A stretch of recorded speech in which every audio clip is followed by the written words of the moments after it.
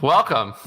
You can actually see this show, unlike half of my tweets, which for some reason Twitter has totally turned off today. It's very, very annoying. But hopefully this show will make up for the lack of ability to see about half or 3/4 of my tweets.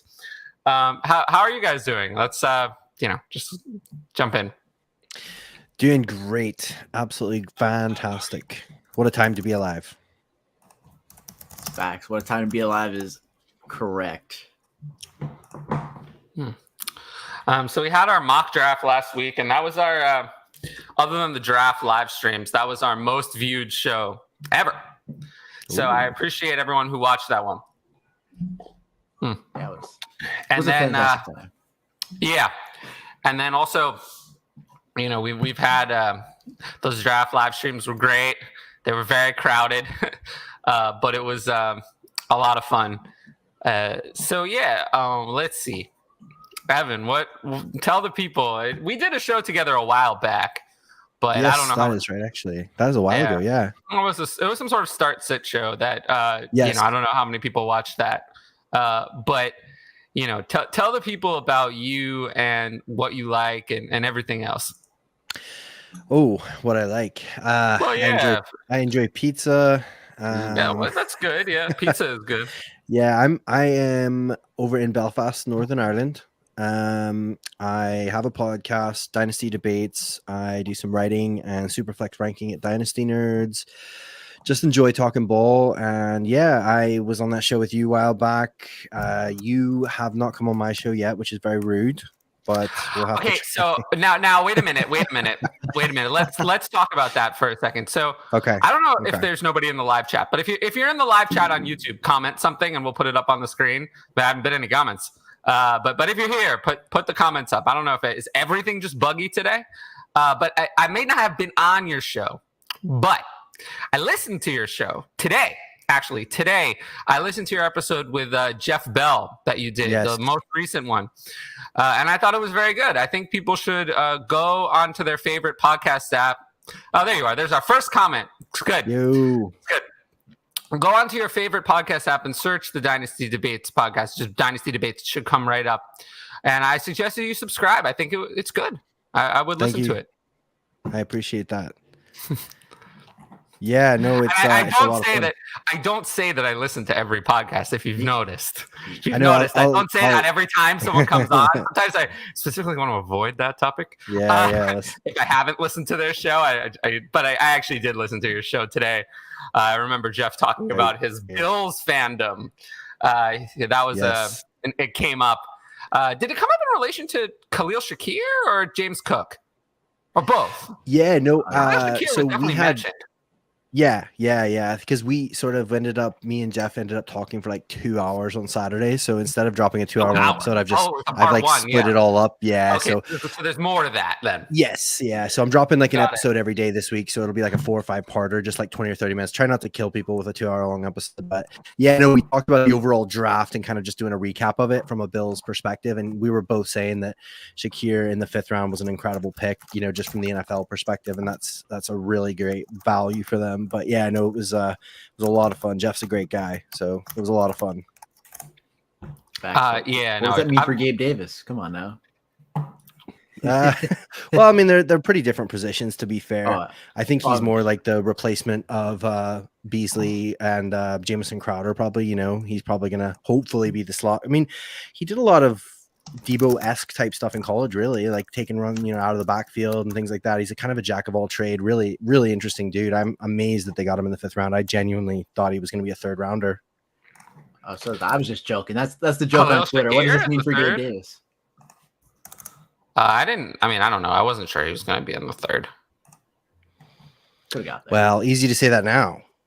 That is true. That is true. Yeah, that's true. I always had him pegged as a 5th rounder. Well, no, I thought that David Bell would go on day 3, and I was not right about that. So there's plenty of things that I got wrong.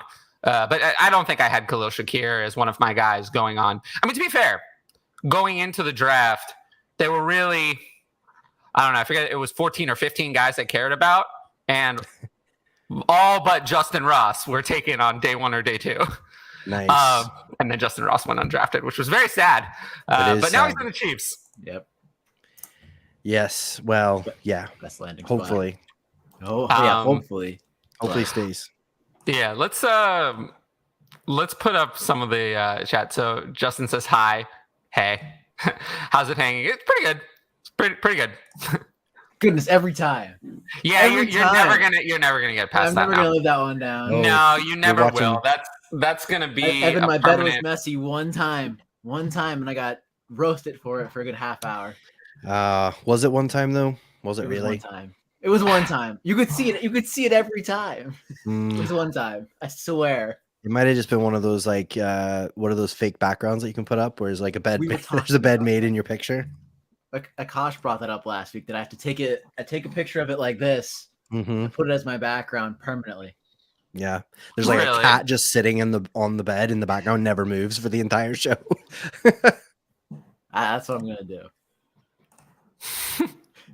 Would you actually do that? Yeah, Wow. not today, but in the near future, you'll see it. I'm trying to get more people to join the live chat because my Twitter is broken, so I have to go to the other. Yeah, if you tried to tweet at me, the Twitter is broken. There are many problems. It's not showing tweets. The quote tweet is not showing the Did you original say tweet. something mean about Elon Musk? I don't really think so, actually. I actually think that I have good relations with Elon Musk at this time, but I don't think I said anything mean about him. Okay. But anyway, taking Willis in the early second. No. Don't do that. We're not going to do that. All right. Jesse says, welcome. We're in the middle of a draft right now. We traded 102 for 104 and 208 and landed Garrett Wilson. Feels pretty good. So, okay. First of all, we we often ignore the show sheet if that wasn't that obvious by now. I just kind of go with the questions first. Yeah, we've already become derailed from the show sheet, but there's a lot of things on there that we haven't talked about. Eventually, Ryan will get us back on task. We'll get there. Eventually. We'll get there, but I'll ramble as we go. So what do you think about this? So traded 102 for 104 and 208 and landed Garrett Wilson. Yeah, I mean, I love Garrett Wilson, so I don't hate it. If you didn't need a running back, if you weren't like jonesing for one of the two running backs, then that's pretty great. It would have been nice to get maybe a little bit higher than a 208, but it's nice to get that icing on the cake and still get a stud. Yeah, I agree. Yeah, do you want to translate this into some of the stuff that we put on the show sheet? Like, I have noticed, really, if you really think about it, that pretty much in every competent draft, Hall has gone 101. And then, it's been from 2 to 5, and occasionally other players work their way in there. But for most people, I still love that mug. I still love that mug. Even now, I remember commenting on it last time. There you go. I definitely commented on it last time, but I'll comment on it again. But I feel like Garrett Wilson, Drake London, Treylon Burks, and Kenneth Walker go in an order. Occasionally, Jameson Williams sneaks his way in there. More rarely, another running back or Kenny Pickett and Superflex works his way in there.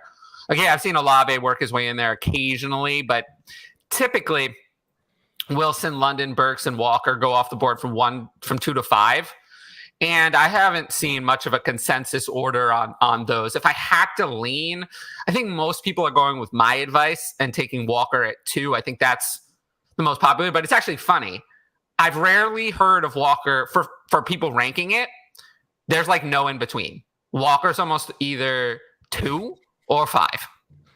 Like it's either, I've just noticed that. Like it's either they rank it based on, I have noticed a gap between what I would call the people like me who are the, what is my area of expertise? The strategists, the value people, I'm player eval. I'm good at that, but that's not my area of expertise. My Patreon doesn't give you special metrics or anything like that. It's really a strategy advice. So the people who feel that way typically have Kenneth Walker at 102.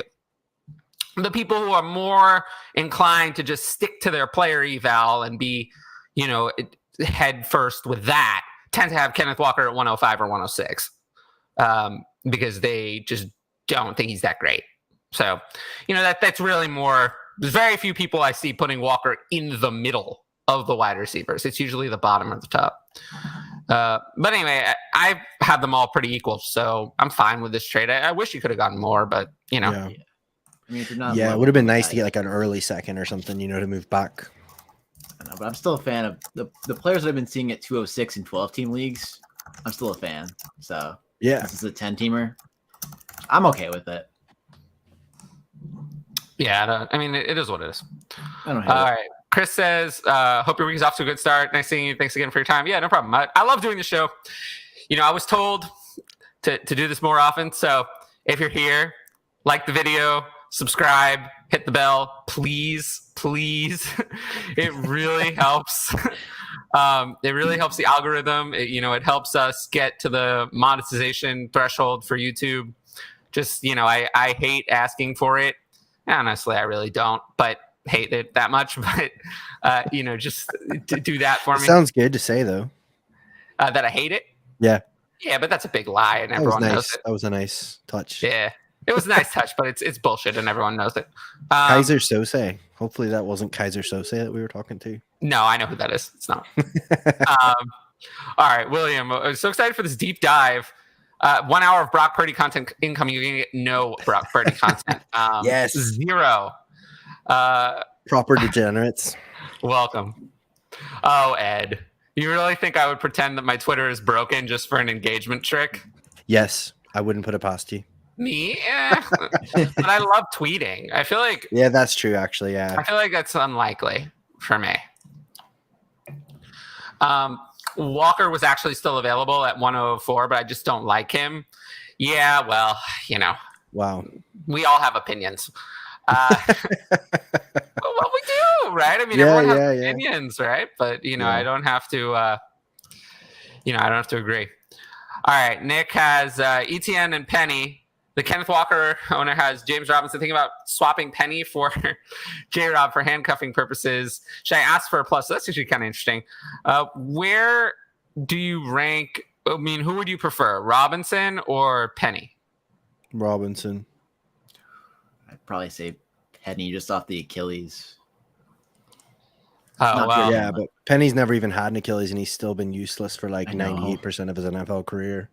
And now that Kenneth Walker's there, unless Kenneth Walker gets an Achilles, fingers crossed, does not.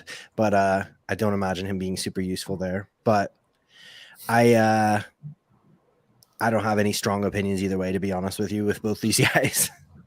Yeah, I'd pretty easily take Robinson. So Yeah. there is still a universe. It's unlikely, but there's still a universe in which James Robinson is the Jaguar starter. Whereas Yeah, true. I don't think there's much of a universe in which Rashad Penny actually beats out Kenneth Walker. No. Sitting at 109 and would like JMO or Olave. I would like that too. Yeah. What do you think about 109 and Mike Williams for the 107? Too much? That feels like a lot. Yeah, I think that's too much. Just yeah, to move up 2 spots. Yeah, but if Jameson Williams is actually there at 7, then it would be better. For Olave, no. But for Jameson Williams, I don't mind it. Honestly. I don't really like Mike Williams, so.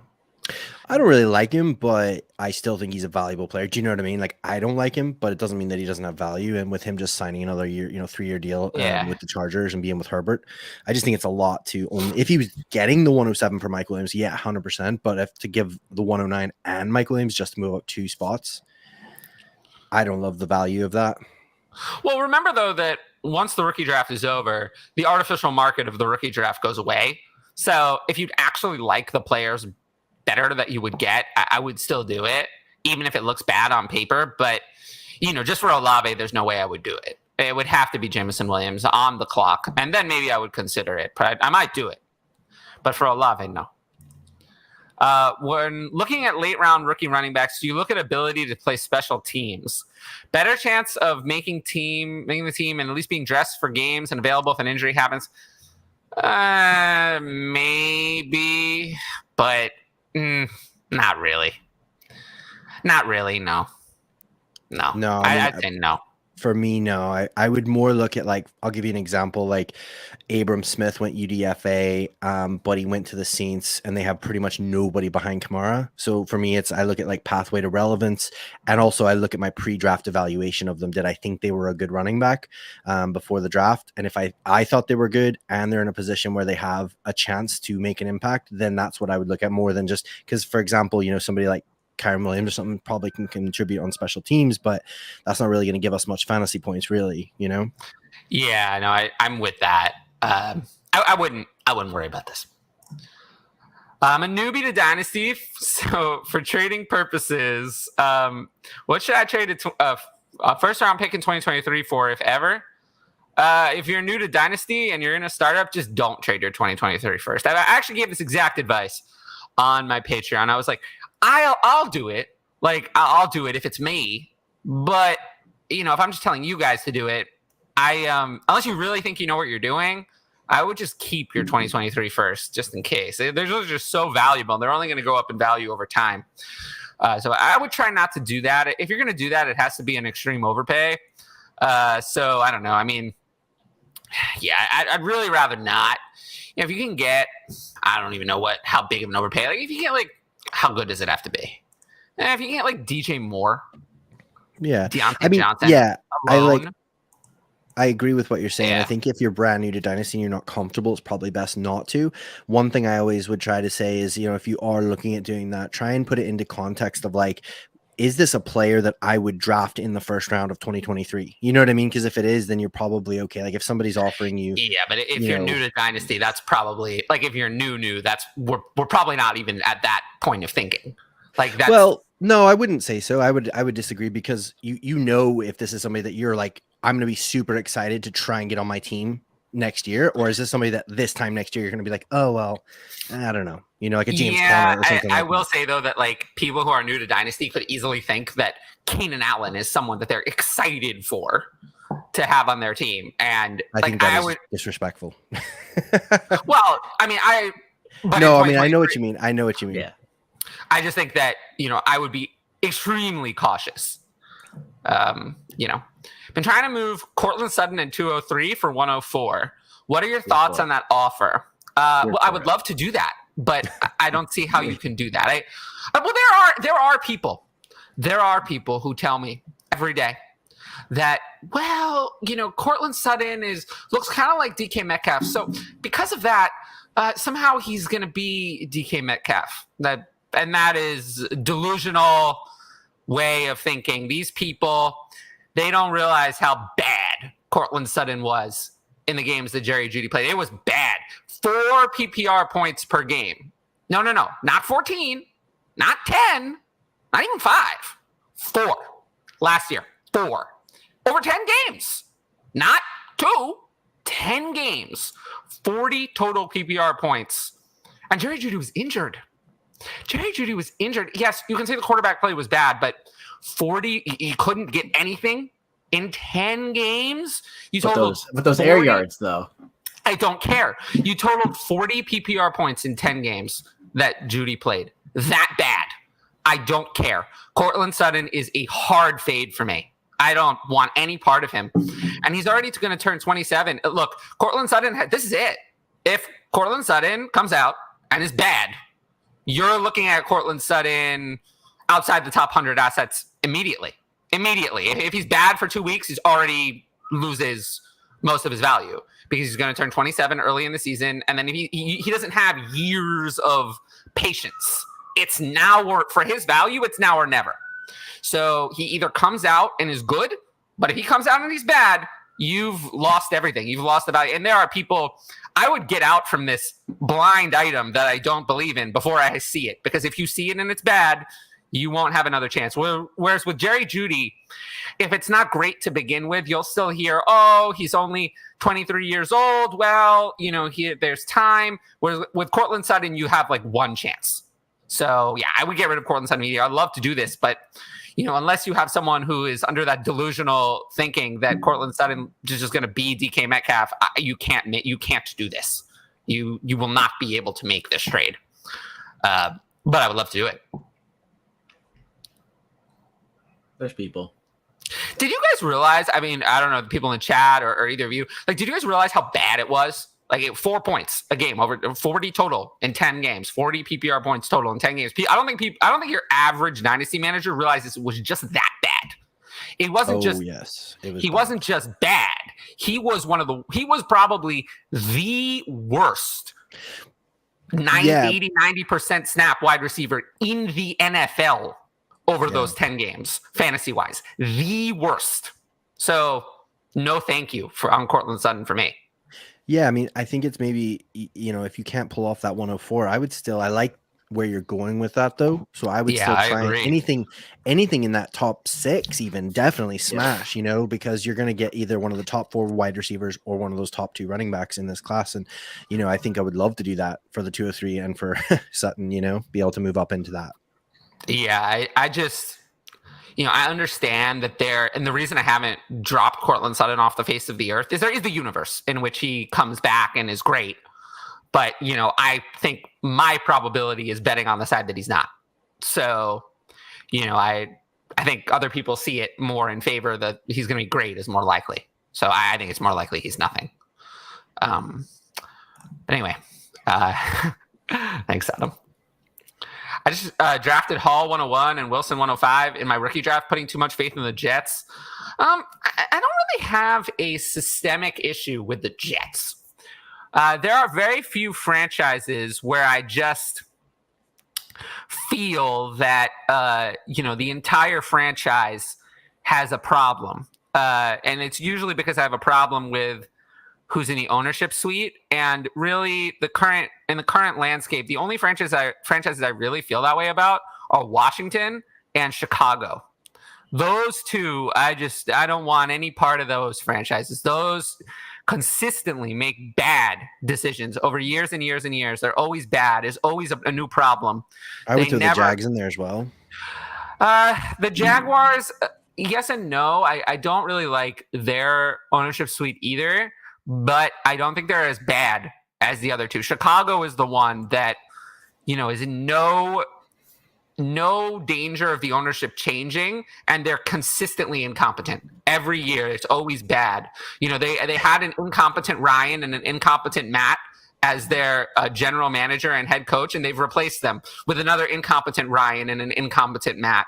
But then again, Jacksonville just had like the 101 and took apparently the best quarterback. Andrew Luck, and now they're at the 101 again. Jacksonville is just as bad in a way. Because I think they've spent like $1 billion on rookie picks in the last 10 years or something ridiculous like that. Like they're probably right. So badly managed. But I actually am more worried about Chicago. Chicago is the one I'm the most. The Jets are not that high on my list actually of teams that I'm worried about. The Jets had a great draft. I actually like Joe Douglas. I don't have a problem with Joe Douglas as the general manager. Really, what happened with the Jets is they hired Adam Gase, who was a terrible coach, and that took them down for 2 years. That was a really bad decision. And the previous general manager was also bad. But Joe Douglas has actually been a pretty good general manager so far. So I don't really have an issue with him. I mean, he's the same guy who drafted Elijah Moore. Zach Wilson, we'll see. But apparently every NFL team had Zach Wilson essentially as the quarterback too, and the second overall pick. So whoever was there would have made the same choice. So it's harder to fault them on that one. And I don't know. I love their draft this year. They got great value in their draft. So I don't have a systemic concern with the Jets like I do with the Bears. The Bears are the team that they're the ones I think are tanking. The Bears are doing what the Lions did last year, in my opinion, which sucks for Justin Fields. Okay. In a startup, I traded the 23 first, second, and third for 302.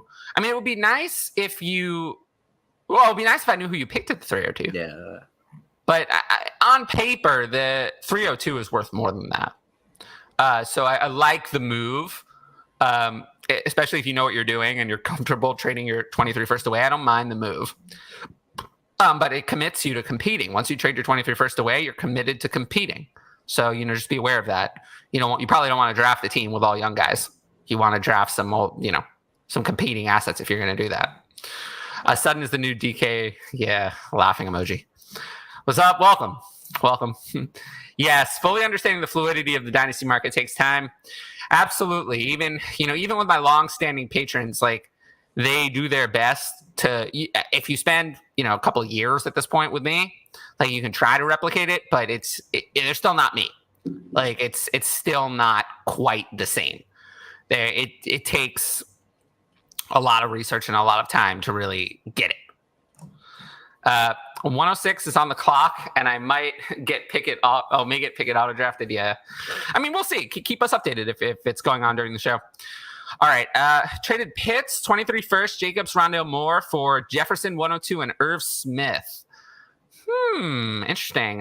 Superflex not tight end premium. Interesting. I think this trade is interesting. But it's pretty easy for me. Yeah, it's pretty easy, I think. Actually, it's not that easy. Yeah, it's not that easy. I'm taking the Jefferson side, even though I love Kyle Pitts. Would I really do that? Yeah, I probably would do that. I probably would. And that's if it were tight end premium, I think I would consider that side significantly more. Without the tight end premium, less so. Yeah, I definitely agree with that one. Yeah. It's interesting, though. Oh, no problem. Oh, yeah, no, we did that. Yeah, about a year. Yeah, that sounds about right. I have Herbert, Lamar, and Lance. Decided to trade Lamar, 103, and Ayuk for Cousins, Debo, and 101. Thoughts? Let's see. All right, what do you guys think about this one? Goodness. So basically, let's see here. So Superflex, tight end premium, Superflex PPR, Herbert and Lance still traded Lamar, 103 and Ayuk for Cousins, Debo, and the 101. Yeah, I mean, I guess at the 101 you're going to get Breece Hall, and then so you basically gave up Lamar and maybe Garrett Wilson or something like that, and Ayuk for Debo, Cousins, and the 101. I mean, I really like Lamar, and I think he's got a lot to offer. Cousins is underrated, so he will give you value. Debo is obviously an upgrade from Ayuk, and it's nice to get Hall as well. It's not a terrible move. Like I don't hate it. It's not like, oh man, that was a bad move. I'm not sure that it's like a smash, except like, oh my gosh, this is the best move I've ever seen. But it's certainly not a bad move. I mean, if you're happy to like if you needed help at the running back room, now you've got Breece Hall, you've upgraded to Debo, and then Cousins is still serviceable. Like especially as he can be your third quarterback now, so. Yeah. I mean, agree. It's tough though. I mean, with the talk about Lance and the coach speak that's been coming out, I don't know. I'm not worried about that. I'm not so worried about that. I'm not worried about that either. But you have to bring it up in a trade scenario like this when you're trading away Lamar Jackson. I know Kirk Cousins is solid, but I think I would just hang on to Lamar here. Yeah, like because I would say Lamar's like my QB 4 or 5 in Dynasty, and then QB 5 for me. For me, yeah. Cousins is like in the teens, I think. Well, like he's the maybe, clear 15. 5 now. Before it was very close. I had Allen at 1, Mahomes at 2, Herbert at 3, and it was close between Kyler and Lamar, and then Hollywood Brown went from Lamar to Kyler, so it made it pretty easy to pick Kyler at 4 and then have Lamar at 5. I have Burrow at 6. But anyway, now for me, if I look at this trade, 103 and Ayuk actually is similar value to Debo. It's close, but I'd rather have Lamar over Cousins on 101 pretty easily. So I'll take the Lamar side. Yeah. So 302 equals Waddle. So it was 302 for 23 first, second, and third. I'd rather have Waddle over that. Waddle, even a super flex, is worth 2 firsts. So I'll take Waddle. I love Waddle, so yeah, that's fine. I'm good. I'm good with that. But I honestly, I'm not sure that Waddle. Well, actually, I have Waddle ranked 26 overall, so it's not a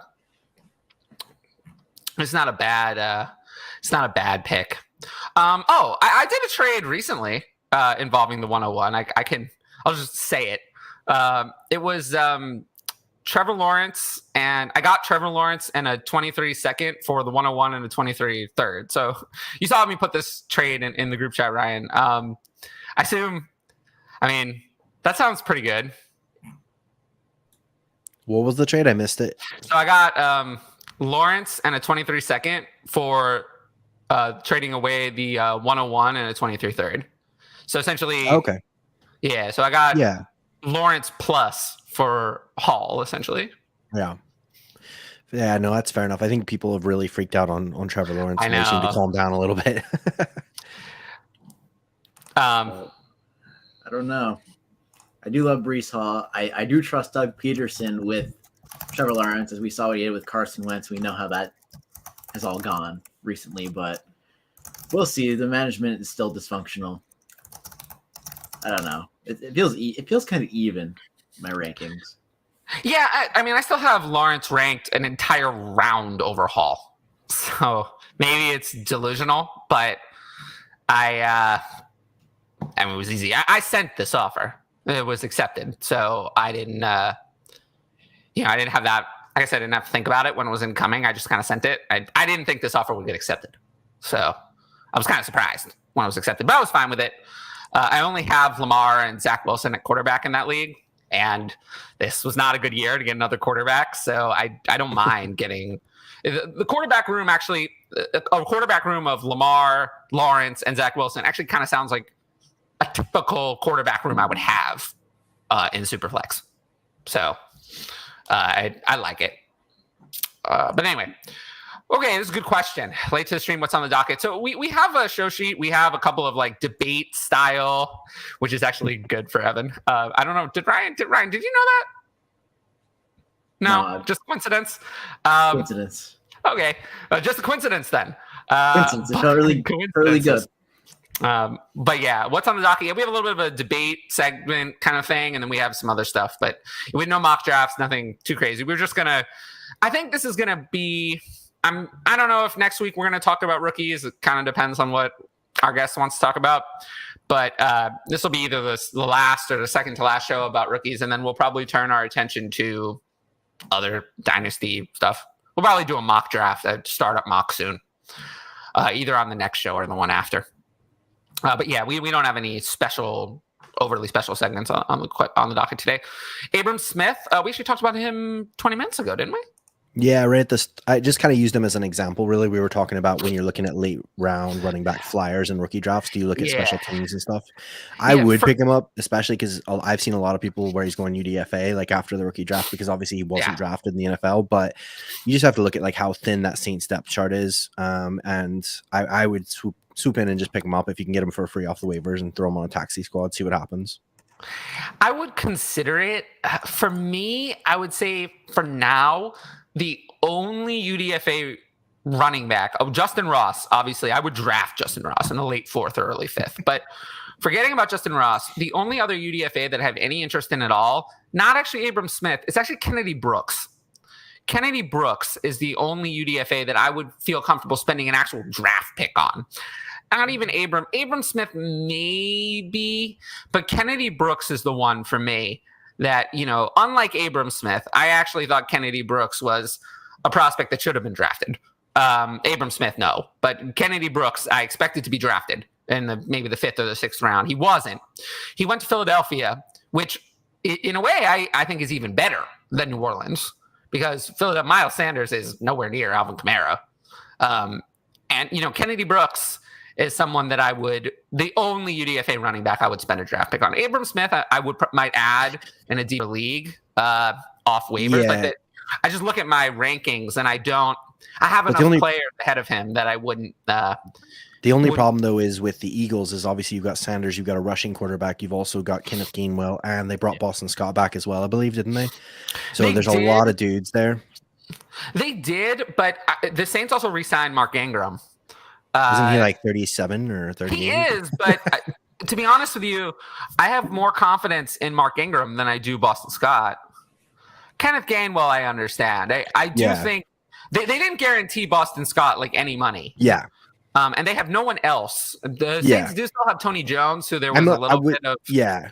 No, I would say that like I really like the Kennedy shout because I think he's a talented running back. So I think that's a good one as well. I don't think you necessarily need to draft Abram Smith. I think that's the beauty of it. I think he goes undrafted in a lot of rookie drafts, unless it's like a 6-round rookie draft or something. I think a lot of like 4-round rookie drafts, he doesn't get drafted. So you can just pick him up off waivers, just pick him up for free and throw him on your taxi squad and see what happens. You don't need to draft him really. No, I'm with that. I'm just saying I could spend a draft pick on Kennedy Brooks. But honestly, let's just remember that last year, the most successful UDFA at any position, any at all, was Jarrett Patterson, who is now irrelevant, completely irrelevant. He was the most successful UDFA with all positions combined. So you have years where there's a James Robinson, you have Austin Eckler, but you have Lindsay. 2021 where Philip Lindsay is another one. Yeah. But you have whole years like 2021 where every team, all 32 teams, not one player who's even on a dynasty roster a year later. So just remember, that's why Justin Ross, rare circumstance to me, someone who I know is good. I know Justin Ross is good. We know that Justin Ross is good. We know in college he was good. He was considered a Debbie 101 candidate at a time at some point. Like, we know he's good. It's just medical. So with him, I'm willing to take a chance. But other than that, Kennedy Brooks is the only other UDFA that has really had any positives to me. Other than there was one other, Zonovan Knight, but he went to a horrible situation. I mean, he's stuck on the Jets. And, they just drafted Breece Hall. Michael Carter is entrenched as the RB2. And they gave Tevin Coleman like $600,000 or $700,000 guaranteed. So he's going to make the team. So unfortunately, even though I liked Zonovan Knight as a prospect, I would rather have Abram. I think I'd rather have Abrams. Well, it's close. I really do. I really did like Zonovan Knight. I'm actually more surprised he wasn't drafted than Kennedy Brooks. I would just assume Zonovan Knight would be drafted. So that was a disappointment for me, definitely. And I am happy, though, that I was right about Carson Strong. Carson Strong, the NFL saw what I saw. I saw nothing. Nothing good. Terrible. So I'm happy no one wasted a pick on him. Boo. Carson Strong? Yeah. Why are we boo? You liked him? Yeah. Oh, no, I think it was just his medicals. I think it was just his medicals. Oh, I didn't. I mean, I just saw a disaster there. So I didn't see anything. I didn't know what there was to like. He has great arm strength, and he is one of the more accurate quarterbacks in this class, to be honest with you. To me, if it were the 1970 NFL draft, maybe he would have been picked. Oh, if it was 1970s, he'd be like the 101. Yeah, but we're in 2022. He's very talented. He can't move. Unfortunately, his medicals are not going to check out. He can't even move. He can't move at all. Yeah. So that won't work in today's NFL. His knees are screwed. You got to be able to do more than run. It's not just about running for rushing yards. You got to be able to move in the pocket. I mean, with the way it works in today's NFL, you can't just be a statue. Especially with all the good defensive linemen that are coming into the league. You got to be able to evade a little bit. Otherwise, you're just going to get your ass kicked back there. With wide receiver salaries inflating, should we be concerned about tight ends like Pitts wanting to convert to get paid more? Maybe. This is too much of a rabbit hole, really. It's too galaxy brain. I think we can just worry about that one. Years back, it's just I'm with the it's too galaxy brained idea for sure. We can't. It's hard enough to play Dynasty as it is, let alone with a hypothetical maybe that might happen. That's a little difficult. Yeah. 101 or 103 in Ayuk. So essentially, Hall. Would you give up going from Hall to one of those that next tier for Ayuk? I would not. I would just take Hall. It just depends for me. It depends on what my makeup is like. If it's a 101 that I earned, and so therefore I'm rebuilding, I might move back because then I'm getting one of the top, if not the top wide receiver, and I'm getting another decent wide receiver. Could be a wide receiver 3 for just the one player. But if I'm trying to go for it and I need running back depth, then I would just probably take the 101. A 101 all the way. I think for me, it's just the value of Hall is too much. I did get an offer. I got an offer just now, which is interesting. You want me to read it? Do it.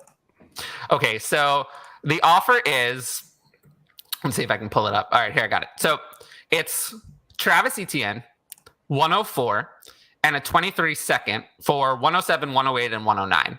12-team Superflex premium. Not that the tight end premium would matter. So wait, hold on. That was a lot of picks. So you All right, give. let's read it again. So I have 107, 108, and 109 now. Okay. The offer is Travis Etienne, 104, and 23 second. So essentially, You're giving up 3 later firsts for ETN and an early first and a second next year. yeah.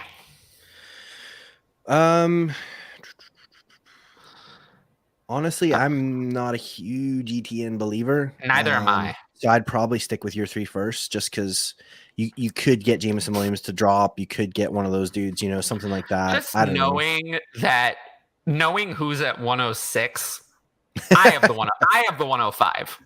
Oh, okay. Okay. So, and knowing who's at 106, it's someone very smart. I think that it's Skip Newton. So the odds that happens You're going to fall to, are that Jameson Williams falls, that he makes the wrong choice, to me, are low. Wow. So my guess is what I'm giving up is what I would pick would be Pickett, Olave, and Skye Moore. So let's say that's really the case. Let's say it's Kenny Pickett, Olave, and Skye Moore, those 3, or whatever 104 is ETN and the second. I'd rather have Pickett, Olave, and Skye Moore. See, I think I would too. Yeah. I don't think it's not a bad offer. It's not a terrible offer. If you liked ETN, or if you believed in, depending on who's there at 104, Hall went first. The pick was finally made. He didn't know he was on the clock. I traded him that pick, but he didn't know the draft was today. But anyway, I just think that, I like the 104. I like ETN. I'd probably rather have ETN over any of those players, but I just think that the fall off from any of those to a 23 second is massive. And, And I think as well, any of my league mates are listening to this pod. They now know who I want to pick. Yeah, don't say. I mean, I don't care. I don't care. This is the only league I even play solo anymore, and it's whatever. It doesn't matter to me. Yeah. No, I mean, dude, I know you're not really big on him, but I personally think Olave is very good. I think he's really underrated, and especially with this rumor coming out that Michael Thomas is still struggling to come back. I saw that. I mean, dude, Olave could literally get 110 targets this year, and he has the speed and the route running to stretch the field. And famous Jameis loves chucking it down. So it wouldn't surprise. I think there's a world in which, Olave numbers wise is the wide receiver 1 this year for the fantasy, for the rookie wide receivers. Not necessarily even saying, because especially with Jameson Williams possibly being slow to come back this year and things like that. I mean, I think Olave is a very good player, man. So I would definitely stick with your side of it, because you're very likely to get Olave, Pickett, and Skye Moore. Well, that's the worst case scenario. Yeah. Exactly. If someone makes a mistake, the worst case scenario. That's what I would pick. Those are the 7, 8. Those are my 7, 8, and 9. Yeah, exactly. That's worst case scenario. And I think even if you take Skye Moore there, people, what people are like. The hype is just going to keep growing. I know. So you could probably flip him. I know. Yeah, I just kind of feel like, it just feels a little light. And I just don't know if. Yeah, I think I'd rather have the 3 players, but yeah, it is a fair offer. It's not a bad offer. I was also offered a not fair offer that I'm going to decline. I already did. It was 102. Yeah, I have 105, so it was to trade up from 105 to 102 for the 202. So 105 and 202 for 102, and I snapped decline. I was like, well, I don't see a difference between the 102 and 105 really, so I'm not going to give up. I don't want to move up, to the 102 from 105 at all. So I'm not going to do that. But anyway, let's see. Where were we? I'd want the Lamar side. Sorry. I gave up Derrick Henry and Keenan Allen to get the 101 and 23 second. Didn't love the deal. I love it. Clint, how do you not love that? I love that. Clint, you know better. I wish I could get that. Yeah, you know better than not to love it. You should love it. You did a great job. I give you A+. A+. Hold that W, Clint, just like Jameis Winston. Thoughts on Tua? Do we need to do this again? He is boring. Uninterested. I mean, he is what he is. I think that we'll see. But I don't think he has much of a ceiling. We'll see. We will. I mean, Tyreek Hill now. I like to. Yeah, well, We'll see. Is the hip fully healed? It's never going to fully heal. It wasn't. I mean, I think last year it looked healed, and he still wasn't all that great. Yeah. I get behind that. We know what I think about Tua. Is a 23 first and second too much to pay for Deontay Johnson? Not really. I'd rather pay less, but it's not too much, I don't think. No. Deontay's good at football. So we want good football players in our dynasty teams. At least that's what I think. I'm picking him up everywhere as long as I have a bench spot. I'm guessing not Deontay Johnson. Yeah, probably not. Ross. Is this Abram Ross. Smith? Oh, okay. Ross. Gotcha. Late third's too high for me on a UDFA. The hit rate for UDFAs is essentially nothing. So not taking one in the late third. At 109 in Superflex draft, do you have a strong opinion as Skye Moore being a must draft? Crazy to want Watson there. Well, I literally just said that Skye Moore was my 109, and I didn't list Watson. So Alex luckily I have the 110, sheet. 111, and 112 in that league. So I might get Watson anyway. He's reading our show sheet. Did someone send it to him? Yeah. That question's on there. We're going to get to that. 201, too high to target Damian Pierce. Yes. Yes, the hit rate on fourth round running backs is low. 201 is too high. You just saw what happened to Michael Carter, right? Like, he was good, but then he wasn't good enough to stop them from drafting Breece Hall. And I honestly think that Michael Carter was a better prospect than Damian Pierce. So I have the same exact concern. So, and the Texans have lots of extra draft picks over the next couple of years. So the odds that Damian Pierce holds this, he has to be probably at least as good as Elijah Mitchell was, and they still drafted a third-round running back. He might be the backup. I think he is the backup to the Tyrion Davis-Price, but even in that case, they still drafted another running back, and Elijah Mitchell was way better than Michael Carter. So I don't think Damian Pierce, it would be nice if he even did what Michael Carter did. So yeah, 201 is too high for me. Is Damian Pierce ever going to be worth a first? Probably not. So you just took him at a ceiling. 101 Elijah Mitchell or T. Higgins, or 111. Sorry. 111 Elijah Mitchell or T. Higgins 208 and 23 third. Higgins side for me. Yeah.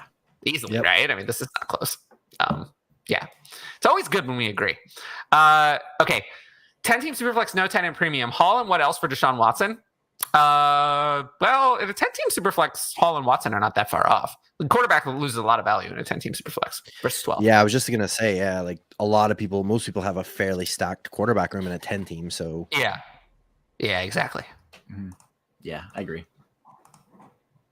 Yeah. 12-team Superflex with IDP above. This one. Yeah, no, it's still the 111. Yeah, it's still Higgins. Don't think many linebackers for Superflex. Wentz or James Cook? James Cook. Yeah, I'm sorry, Wentz. It's not Wentz. It's not Wentz. Wentz sucks. Okay, this is a good question from BJ. Who do you like behind Bateman in Baltimore? Still no Landry news. So if I had to choose, I would say, Devin Duvernay, but I don't. I think that Baltimore is going to sign one of the remaining players. Probably actually Landry is the most likely. It's going to be someone who doesn't care about their numbers anymore. Someone who's I think that's why I think Will Fuller is a little less likely. Because he's a little bit younger. But I do think Landry or Julio Jones is likely to end up in Baltimore and serve as the nominal two. They're on the back end of their career. At this point, neither of them have won a title. I don't think so. Neither of them have won a Super Bowl.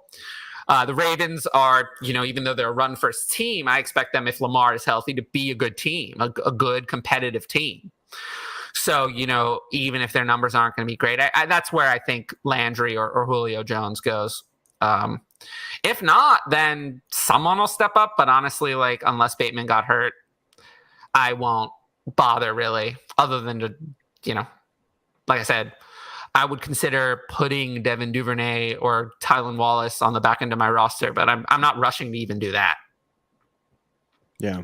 I was going to say, because some people, you can probably grab Tylan Wallace off the waivers at the stage. So, absolutely. Yeah, it could be worth a little stash if you've got the extra room just to see what happens, but I wouldn't be freaking out about it.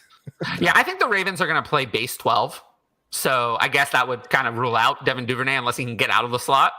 I think, it could end up being one of those 2 tight ends that they drafted. You know what I mean? Could be playing with Mark Andrews a lot. So I would rather stash one of them than exactly. One of the wide receivers 100%. For sure, especially in a tight end premium. Yep. But I don't really want those tight ends either. I just, it's a stash. I do, if we get, it's also the kind of thing where if we get to August and the depth chart is still the depth chart, then I might consider, I just don't think you're missing out on much. And you don't know which one it is. It could also, there's also James Prochet is still there. You really, I really have no idea. I would think Devin Duvernay is ahead just because he's the only one who's actually played. But, Tylan Wallace fits better if it's going to be a base 12 offense. And James Prochet, who knows? So since there's 3 of them, I would say this is not a priority stash for me. If we get to August and they have not signed a veteran wide receiver, and we get some camp statements, who is really excelling, I'm still not going to roster all of them, but I will do some research and call my shot on one of them. And I would think it would probably be Devin Duvernay. What's up, buddy? What's up, Dylan? Is Dylan someone you know? One of my friends, yeah. Okay. Yeah. Mitchell, Swift, and ETN and Dynasty, thoughts on that? Well, we talked about ETN, and we were all kind of on him. Lukewarm. Swift, I still really like. Yeah, Swift's awesome. And Mitchell, ETN should be a serviceable running back too for you. I mean, there's nothing wrong with that. Yeah, ETN carries a lot of risk for me, though. I mean, he's never done anything. And, I don't know how he's going to look after his Liz Frank. Yeah, I mean, if it was me, if I could package Mitchell and ETN together and get one of the studs, that'd be cool. But nobody wants to buy Mitchell, so you're not going to be able to do that. I don't know. I mean, a lot of people seem to be in this denial that Tyrion Davis Price means anything, and they're like, no, Elijah Mitchell is the man. He's gonna. So if you've got one of those guys, how you doing? It's me. Yeah, see, if you've got one of these guys, one of those people. If you've got one of these guys in your league, then you can just package ETN and Mitchell together. I know a lot of people that are really excited about ETN. I'm not personally one of them, but I know a lot of people are really stoked on ETN coming back this year, and they were really high on him. So it's not impossible. You never know. Yeah, I guess. I mean, that's some feelers. Keeping Swift though. Don't trade. Yeah, Swift don't trade Swift. Don't get rid of Swift. Swift is definitely a solid hold for me. All right, Ryan, get us back on track. Where are we on the show sheet that we've completely ignored? All right, we're on the very top, so we're gonna turn this into a rapid fire kind of thing, I guess. We talked about the big 6 and 8, variation of players that go first. We talked about them enough. We talked about the QBs settling in at their ADP enough. You think? Yeah. All right, and then here's another one. Who's being underdrafted and who's being overdrafted so far? I don't think we've talked too much about that at their current ADPs. I mean, I've seen a lot of people saying they're getting Jahan Dotson in the mid-second round or something like that. I think that's ridiculous. So I think he's definitely one of my dudes who I think is being really underdrafted. That's for sure. If you're getting him in the mid-second round, that's crazy talk. I definitely agree. I have Samir White up here. The Josh Jacobs 5th-year option declined. Samir White's going at the early 3rd. The Raiders don't have that much cap space next year, 33 mil. They have to bring back, Rocky Sin, who they just traded for Yannick Ngakoue. They have Hunter Renfrow, who's going to need a contract. And this coaching staff isn't married to Josh Jacobs. They didn't draft him. They declined the option, like I said. And Samir White could be in for a lot of work. Limited touches in college. No, you don't like Samir White? Come on. Why would I like Samir White? Because all the reasons are just listed. But why would I like him? He's boring. Doesn't matter. He's boring. He doesn't boring catch can the score ball. You fantasy points. No. He's boring. boring. Can score you fantasy points. No. What fantasy points is he going to score you? I don't think so. How is he going to score you a lot of fantasy points? He has torn both of his ACLs. He has no burst at all, and he doesn't catch the ball. What fantasy points is he going to score you? How is he going to do that? So I don't think so. I actually don't like him. I think he's more of an obstacle. I think he's an obstacle. I think he could be an obstacle for Josh Jacobs. I think he could get in the way. But I don't really like him as a standalone asset at all. I just don't see what there is to like. He's personally. Still got the speed. I know the burst is a little. What speed? Does he still have it? He runs 4.4. Didn't he test at the combine? 4.4 flat. If I understand that he ran that at the combine, but in the game he certainly doesn't exhibit. The game doesn't have. It didn't look quite 4.4, but I think I'm not going to be fooled by the underwear time. I mean, yeah, I understand where you're coming from, Ryan. I probably side a little bit more towards Tyler on this one, just because I think with the new coaching staff, it's going to be a mess with the backfield anyways. With them coming over from the Patriots, they've got Josh Jacobs, they've got Samir White, they've got Brandon Bolden, they've got Amir Abdullah, they've still got Kenyon Drake, they've got like about 700 Jags on the roster, and it wouldn't surprise me if they use Samir White in like the 1-2, then they use Josh Jacobs as the third down pass catching, and then they bring in Brandon Bolden occasionally. I don't know. I think it's worth a flyer, but I certainly wouldn't want to be taking him in the early second or anything like that based on their. No. His ADP is 303. I'd say like back end of the second, maybe. Like you're not like after that Rashad White kind of tier, like the middle of the second round, I'd be okay. After the quarterbacks, probably too. Yeah, I mean, if I'm just going to take a flyer on a guy like that, though, I personally would rather have somebody like Tyler Algier, who's like, going to a place where there's nothing happening, Yeah, no, I totally agree, because once you get to day 3, I'm more concerned about opportunity. I'm more concerned about opportunity than I am about, the player, the actual quality of the player, because when I take a day 3 running back, right, I'm usually not actually looking to hold on to that player long term. I'm usually looking for flip value. So I want an immediate opportunity, and then I want to get out. I want to get out of that player. So Tyler Algier is more likely to give me that opportunity earlier than Samir White. So that's kind of, I agree, I guess. I agree. But we still love you, Ryan. True. Appreciate that. It's funny. Ryan and I rarely disagree. Yeah, and that's okay. And that's the thing is, like, I think people are afraid of disagreement, and I think respectful disagreement is a good thing. It's how we grow. It's how we learn. It's how we like sharpen each other. Like you sort of well, what about and go back and forth. So there's none of that Twitter. To be fair, I think we've all been damaged by Twitter, but like actual respectful, good disagreement is a good thing. Because you learn from it. Yeah. To be fair, Ryan and I often had like very similar start-sit ranks without like comparing beforehand. So we became a meme by the end of the season. All right, I took the Higgins trade. I drafted Hall 101 and Walker 106. Walker 106 is great. I have Higgins, Juju, Olave, Dotson, Pickens, and Tony. Would you trade Tony for Penny? I'd rather not. Honestly, Don't do it. I'd rather not. Tony, I think, has more long-term upside than Penny, but I can understand. I can understand why you want to do it. I mean, the Giants drafted Wandel Robinson. They obviously don't believe in Tony as. They don't really believe in Tony. They're not counting on him at the very least. I think we can say. So. Yeah, I don't hate it, but I'd rather keep Tony. I think he has more upside. First round pick. Penny was already at 4 years in the NFL. Just turned 26. There's no dynasty upside with Penny. So I'd rather have Tony. Agreed, yeah. Even I said I like Penny earlier. I don't like him more than Tony, though, so. It is agreed. Of course. Oh boy. Yeah, I'm going to let you handle this one. I'm just going to. Yeah, in my 12-team Superflex league. Oh, I'm so sorry. Try and trade him to you? Yeah, we're not going to do that.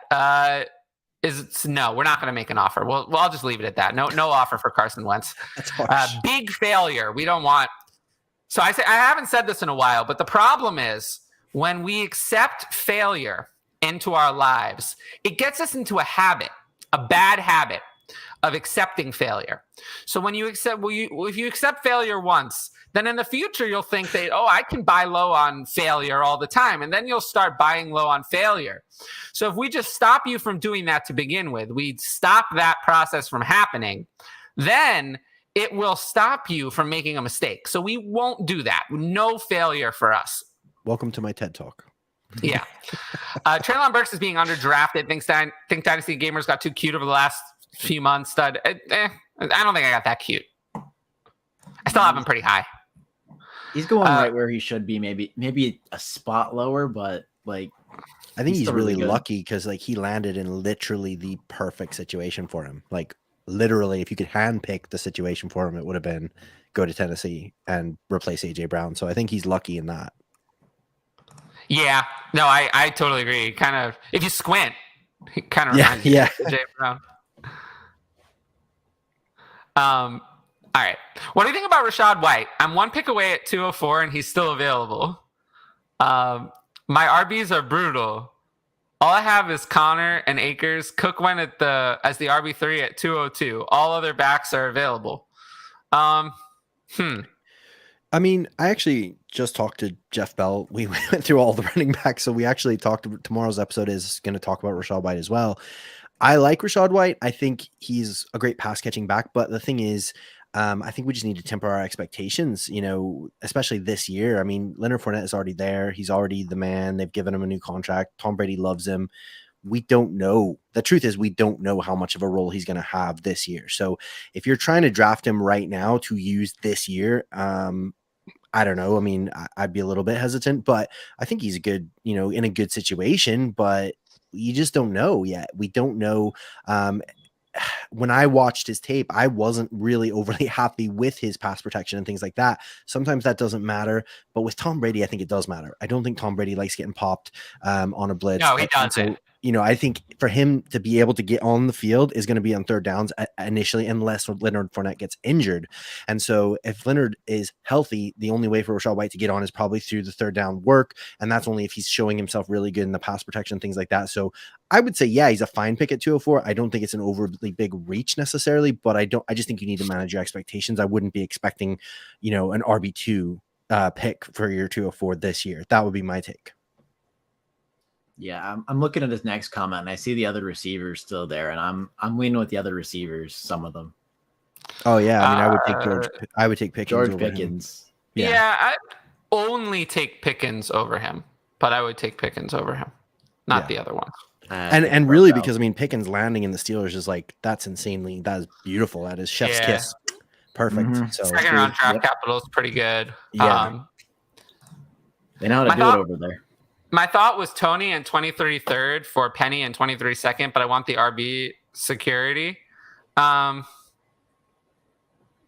better. I'm fine with that. I'm fine with that. I don't have a problem with that. I get wrapped up in quarterback and superflex value. Yeah. Tyler failure rants are my favorite. I appreciate that. 101 and DJ Moore or DK and 23 first. Which side? KTC shows it's equal. Yeah, 101 and DJ Moore for me. I don't think it's. I'll take the guarantee. It's not that close to me. Now, I'll take 101 and DJ Moore. If you said DK and the 101 through 103 next year, then I'd be all over it. But I'll still take the 101. Guarantee. Yeah, Breece Hall is pretty good. I don't have a problem with taking Breece Hall. All right, what's next? Do we want to do the overdrafted players or whatever you want? All right, we'll start with overdrafted. Evan, do you think anyone's being overdrafted currently at ADP that you've been seeing? I'm not sure. Like, I mean, I'm thankful that like obviously the quarterbacks have come way down like after the draft. I'm thankful people aren't still trying to draft Malik Willis at the 102 or anything like that. But Honestly, I mean, I have heard some people saying to still draft or that they would still be willing to draft Malik Willis in the first round. I think that's a bit crazy. It's a huge mistake. Yeah. Yeah, like if you're drafting him in the first round, I mean, I don't know. I really don't know what you're doing unless like you're like Tyler and you have literally every first round pick. You know, you're like, I've got the 101 to 112. I'm still not gonna draft him. Exactly. Like I still wouldn't do it, but like I could maybe if you really just love him and believe him and you want to take him at the 112 because you had all 11 other picks, maybe. But no, I don't think that's a smart use even in of that your scenario. resources. Why would I do that? Just because Well, I have all the you picks. want to because you're just like it's like big dick energy. You're just like, but I don't care. Like, no, I know. I'm joking. I wouldn't take him in the first round, honestly, at all. Like, I really wouldn't. So I don't think there's a lot of people saying that. I think I've seen a couple people, but I think they were just being like hot takey to say it for the sake of it. But honestly, man, I mean, I know some people are getting really like getting their panties in a bunch over James Cook going into like the early second, late first. But I love James Cook and I love his landing spot. For you guys. I'm being asked by the person who sent me the offer, the 107, 108, and 109 offer, why you guys didn't like it. I thought we already covered this. Well, I feel like, okay, to be honest, of the three of us, I feel like I'm actually the one who considered it the most. Like, I'm the one who liked it the best. Well, there you go. I'm not going to do it. Yeah. But I just, like I said, the main reason being I like the players, the range of players that you can get at the 107, 108, 109. Personally, I like them quite a lot. And then I'm not a huge fan of ETN. And then when you couple that with the fact that what was the other piece you were getting, like a 23 second or something? Yeah, 23 second. Yeah, like 23 second. That's going to be a better class. It's going to be a deeper class, but still a 23 second is like you have no way of knowing, is it going to be the 212? Is it the 201? And the 212, I mean. Also, Walker went at the 102, so that 104 wasn't going to be Walker. It's either going to be Wilson or London. Yeah, and I mean, I think even just from an assets standpoint and things like that, I mean, I just think it's a better deal for you to keep your 3 firsts. Yeah. How good? What would it have to be for you to? What would be better? What was his offer? Was it ETN and the 104? ETN 104 and 23 second for 107, 108, and 109. Like if he'd offered ETN the 104 and a 23 first, I would have really thought about it. Yeah, I mean, I would definitely do that. Hold on a second. I would definitely do that. But you've got to think that like ETN is worth a first still. So I mean, he's giving you 2 firsts and a second for 3 firsts. Yeah, so, it's really ETN that I don't want. Yeah, exactly. I mean, ETN's like RB 20 or something in my rank, so I don't really. Yeah, I wish I wanted it more, but I just don't. And especially because Doug Peterson is like he's notorious for using a running back by committee, so we're not expecting him to be the dude and get like 150 targets and stuff. I mean, it may happen, but I don't know. I'm just not in love with him. Yeah, I'm thinking I should probably just like sit tight and just take what I get, right? Yeah, dude, do it. Yeah. Especially dude, we know as camp hype grows, people love Patrick Mahomes. They love the Chiefs. Skye Moore is going to skyrocket in value. You're going to get a 23 first and something else like come like. I kind of feel that way, and like, I really do. I don't know. As weird as this is, like, if it were as weird as it is, so I have the 110, 111, and 112 also. As bizarre as this is, I almost feel like if it were, I don't know, if the offer were slightly better, like I feel like it would be difficult for me to change his side. I guess I could, but changing his side would be difficult. I feel like it would actually be my side that would have to change, because his side, there aren't a lot of other pieces. It's not so easy to change his side of the deal, but it would probably be my side. Just tell him to make it at 23 first. Yeah. That's not going to happen. Well, it should. I mean, obviously the people. I know it's not going to happen. But why do you say that? The people you play with obviously hate rookie picks. You have the entire first round at your disposal. That's true. So they clearly don't. They clearly don't value. I specifically asked about that 23 first, and he said no. Oh. So. Yeah, he literally just messaged me being like, 23 first is not going to happen. So he appreciates. He's watching. Okay. Well, but anyway, I am the hustle. I'm gonna counter, and we'll see. We'll see what he does. I think he'll reject it, but that's okay. I can live with it. All fun and games. Yeah, I can totally live with rejection. But yeah, I just have to decide what I'm going to counter. Is 107, 108, and how bad? Who do I really want? I mean, You told him to tune in. Yeah. Well, I know he's listening, but I don't care. I don't care. I mean, he's gonna see the counter when I make it. Oh, hey, true. Kyle. I did. Yeah, it's tough to negotiate this way. But anyway, I really don't give a shit anymore. What else is? 14-team Superflex. Have Darnold. Earliest you would take Corral. I don't know. Mid-second. Where do I have Corral? I mean, in a 12-team Superflex, I have Corral 23rd overall. So 14-team, maybe 18 or 19. It increases the value of quarterback a lot. Yeah. Yeah, I mean, honestly, if you've got Darnold and you're planning on using him, I mean, I would be, I'd rather be safe than sorry, Like I'd reach up into the mid-second for sure. Yeah, I fully agree on that one. But do we want to get into our rookie breakdowns? I feel like let's do it. So are we gonna rank them as a list on how we order preference them? We're gonna go through them because there's 3 per list. So we're not just choosing between 2. Or do you just want to choose an overall winner of the 3? Whatever. Well, we'll think of it as we go. But these 3 players are in each group. We have them similar ADP, same position. We left a few players out. Like Breece Hall, we obviously left out because 101, Kenneth Walker, because there's no close comparables, but you get the point. So we're going to go into our first group, and we're going to compare the 3 big wide receivers. We have Treylon Burks, Garrett Wilson, and Drake London. So, Tyler, you want to start us off? You want to start talking about I'm going to start with Treylon Burks. I mean, this one I feel like we've talked about so much. Like, we've talked about how these guys are all in the same tier. And, Evan, I had listened to you. You talked about this. Didn't Jeff get into this a little bit? Well, I know Jeff talked about it. He talked about something with Wilson. He has Wilson as his 1, right? I think he mentioned the fact that I think he was talking about they did a couple of rookie drafts pre-NFL draft and it was Superflex. Okay. And I think he talked about how he took Malik Willis at the 102 because he felt like that was what the market value was of him, but he wanted to take Garrett Wilson as his 102. And so I think he was talking about the pros and cons of like doing those pre-NFL draft, like rookie drafts. So I think that's where that came up because we didn't actually get into wide receivers much. We were mainly focusing on running backs. Oh, yeah. That makes sense.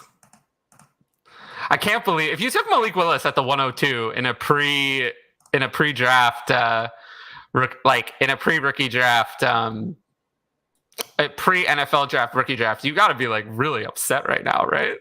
Oh yeah, I mean that's hard, man. That is tough to come back from, and that's I honestly like I know people talk about it and joke about it all the time on Twitter and stuff, but like that is one of my biggest like reasons why I'm like, hey, if you're in real leagues with like money involved and stuff, I don't want to be doing pre NFL rookie drafts because things like that matter. Like if it's 3rd and 4th round picks, yeah, who cares? You can kind of like make up your own mind and say who you thought was good or whatever. But man, when you're talking about like the 102, especially if you're trying to rebuild and you earned the 102 and then you just wasted it on Malik Willis, like you're gonna be raging. I know. Oh, also I countered, so we'll see what he says. But I won't drama. Get the reply. Yeah. All right. Yeah. Are we just saying who we like most to least in that group? Is that what you're asking, Ryan? Yeah, I think that was the part of it. Yeah. I mean, for me personally, pre-draft, Wilson was my 1, Drake was my 2, and so for me, me too. There you go, genius. Yeah, we agree. Great minds think alike. Yeah. So I think for me, honestly,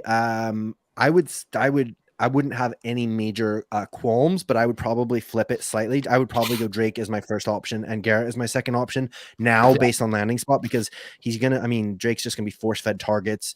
And that's what he was already done. That's already what happened to him at USC and stuff like that. So I think he's used to that. So I like both of them. I'm not going to like make fun of anybody for taking Garrett Wilson first, but because I love him and he was my pre-draft 1, but they were fairly close actually in my scores and stuff. So I would probably go Drake, then Wilson, Burks being 3rd on that list. Yeah. I mean, I would have Wilson first, but we've talked about this on here before, and I'll mention again. I literally have these guys back to back to back in my startup rankings, not even just among wide receivers, but among everything. Yeah. So take your preference of those. I would personally go Drake just because I think it's partly just because I love Elijah and I want Elijah to succeed. And so I feel like there's only so many passing attempts and only so many touchdowns to go around with Zach Wilson. So I just feel like it's going to be hard for both of them to hit their ceiling. Whereas I can be happy and imagine Drake smashing and Pitts smashing over there because they've got nothing else. Nothing else at all. Yeah, they literally have nothing. Yeah, it's going to be Mariota and 50-50 balls for the first like half of the season. Like Kyle Pitts and Drake London just going up and fighting over it. Doesn't really going to throw in the second half, but yeah, I think Drake London was underrated throughout the process because of the injury that ended the season, honestly.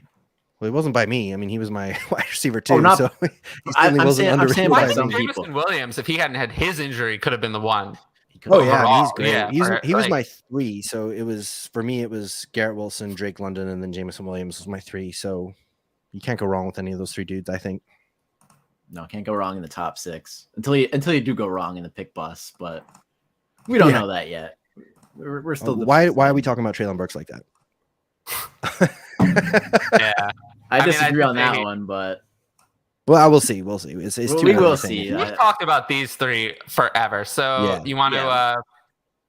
Yeah, we're gonna move on to the next one. Quarterbacks next. We got Malik Willis, Desmond Ridder, and Matt Corral. And this was a okay conversation before the draft, but now it's really interesting now that none of them got good draft capital. Because you have Malik Willis, who's probably guaranteed to sit a year. You have Desmond Ridder, who's probably going to get halfway through the season, and then Corral has the earliest chance to start out of the 3, I think. So. You think so? Yeah, I think so.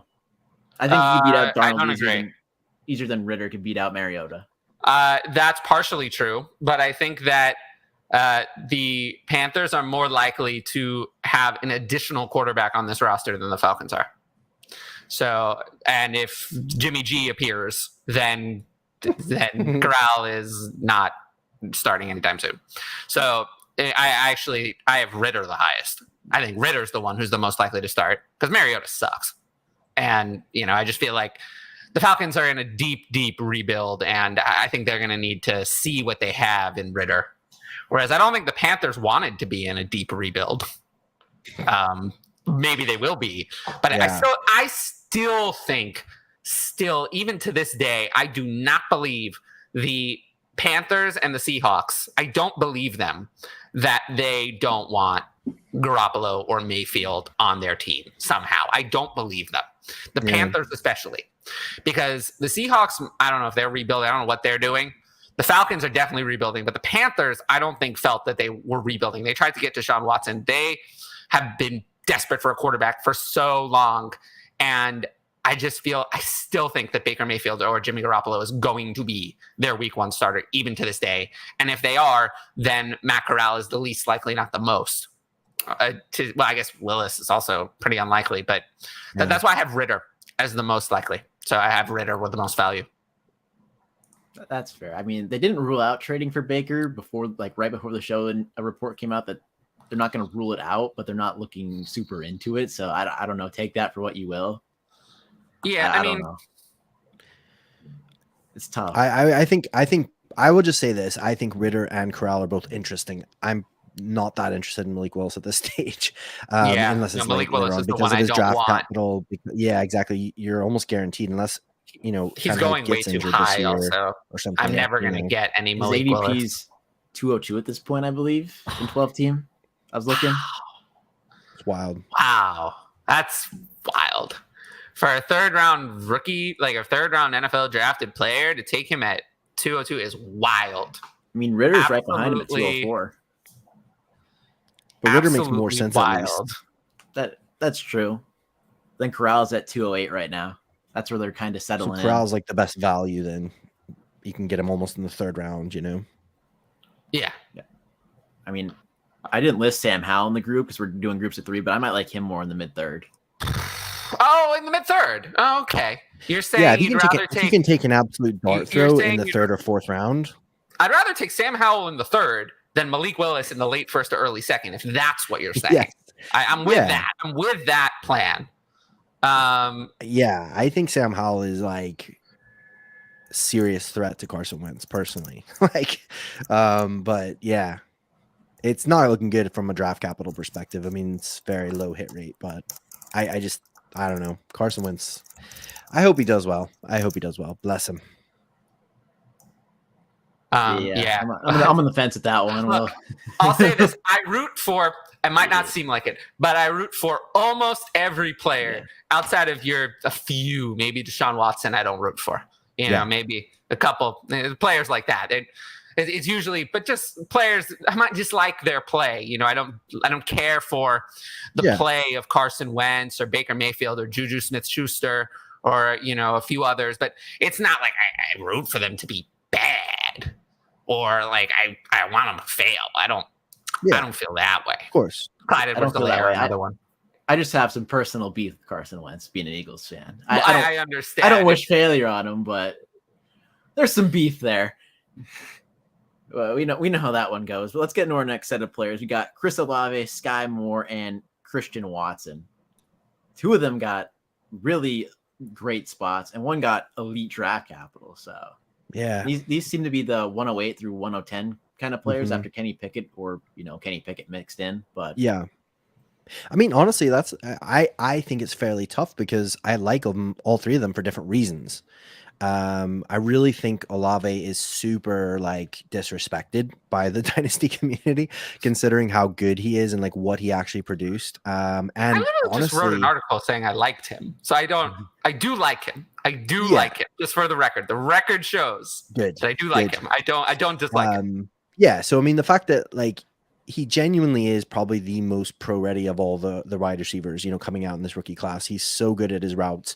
He's got great hands. The Saints desperately need him. The Saints traded up for him. I mean, I just think he's, like I said, if you're a competing team, he's probably the best wide receiver, in that group to have on your roster this year, because you can expect him to get loads of targets and expect him to be majorly involved in the offense. But honestly, I really love Skye Moore. And he landed in such a great spot with the Chiefs.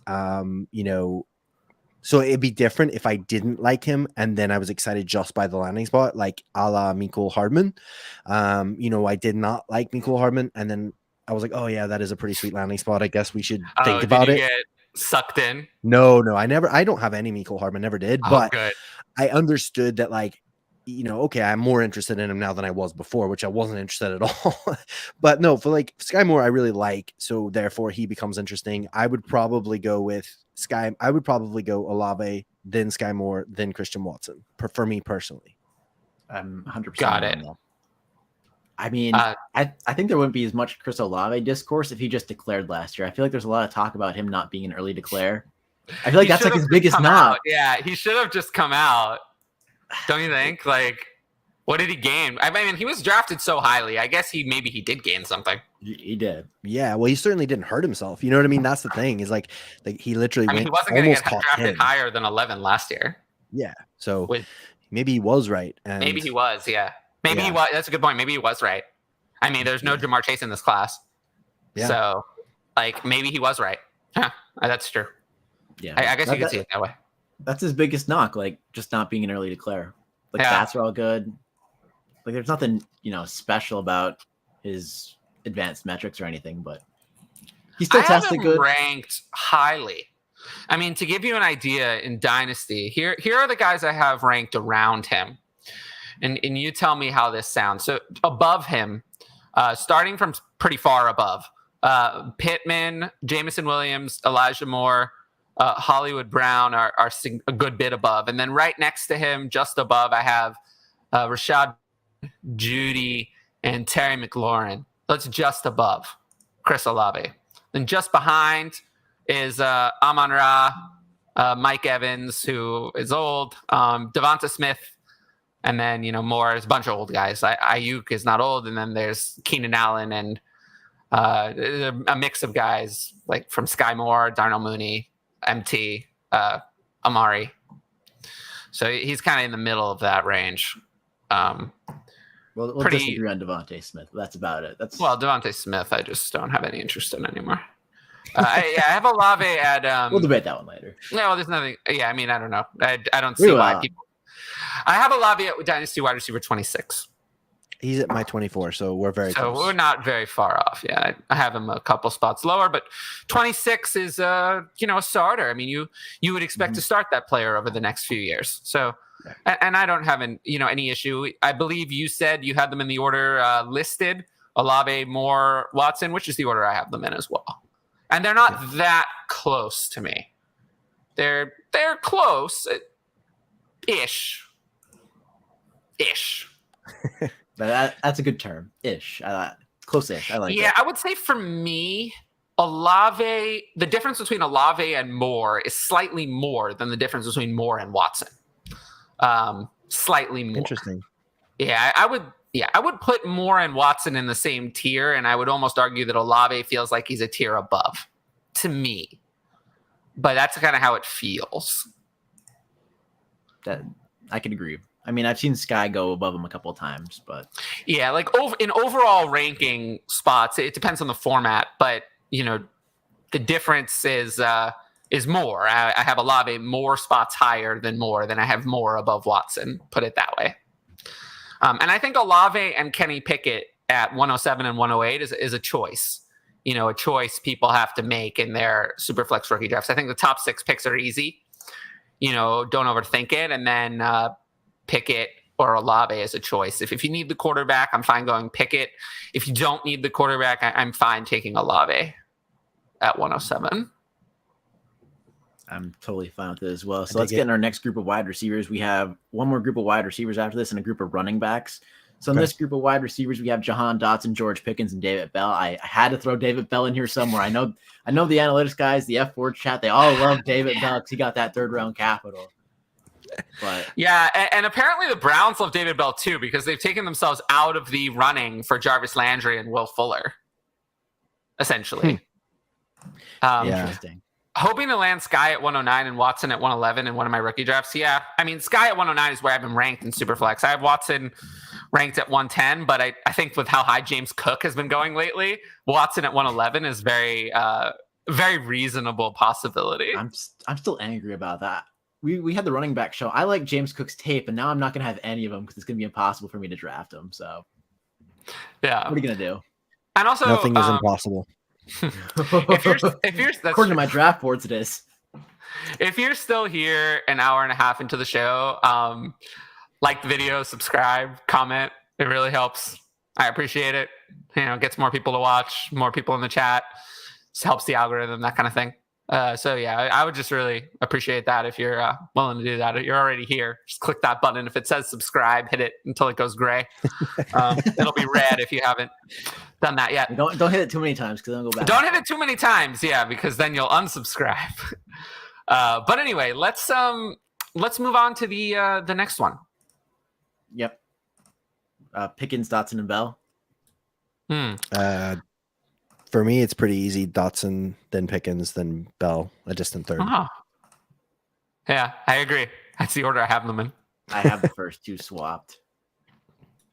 But, I have them in the order they were drafted. Yeah, So I like Pickens' tape better than Dotson.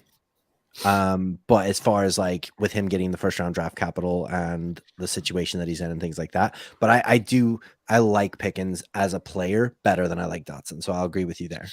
Yeah, I see the argument going both ways. I just like Pickens because most of his stuff was off the field. Yeah, Cook James on this one. And algorithmic. That's good. That's good. Algorithmic. I love that. Yeah, but I just feel like the draft capital on Jahan Dotson becomes too much to pass up at a point. And then while I like David Bell, I also like George Pickens. He went earlier in the draft, and I don't know. I love Pickens. Yeah, I mean, he's awesome. Thanks, I just Jesse. feel like if you drafted Jahan Dotson a couple weeks into the season, you could probably flip him for Pickens plus. Do you know what I mean? Because Pickens will probably be a slower burner. Yeah, maybe. I mean, Jahan Dotson is going to start. Yeah, exactly. That's what I mean. So this year, it could very well be Deontay, Claypool, Freiermuth, taking up all the targets, taking up all the action, and so Pickens could be a slow burner. Whereas Dotson's going to be on the field. He's going to be getting some targets. He's going to be getting some work. So you could take Dotson and probably swap him for Pickens plus, a couple weeks into the season, depending on how things go. See, that's fair. I just love the tape on Pickens. I know he took a couple of plays off, and I know that was a big thing, but Mike Tomlin does not tolerate that. So no, he doesn't. If he's doing that, such a great landing spot for him. Perfect. I was so happy. I can't believe Claypool announced that. Aw, thanks. It makes Mondays better. I love that. And could you dive more into why you're pushing Skye above Watson? Okay, it's a good question. I mean, I had I had Skye more higher to begin with. And I just feel like, Watson is more raw. And I just, I had Skye higher to start with. So I'm not sure I'm pushing him above Watson. I had Skye higher to begin with. So it would be the other way around. It would be if based on the landing spot and slightly superior draft capital, if I changed my mind and put Watson higher, that would be changing my mind.